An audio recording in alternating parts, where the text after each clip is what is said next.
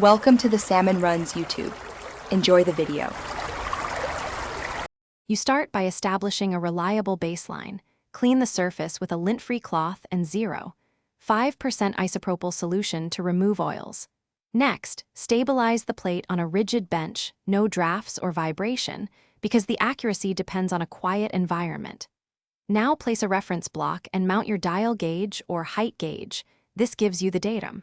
Once the datum reads 0, you can begin measuring parts. These steps ensure repeatable readings and prevent errors from contamination or movement. Now you measure and align the workpiece.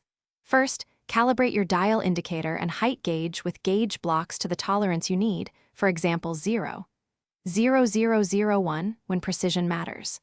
Then set the part on the plate, pressing lightly with clamps or parallels so you do not warp it but maintain full surface contact. Sweep the indicator over the surface in overlapping passes, logging peak deviations at multiple points. This process reveals high spots and trends.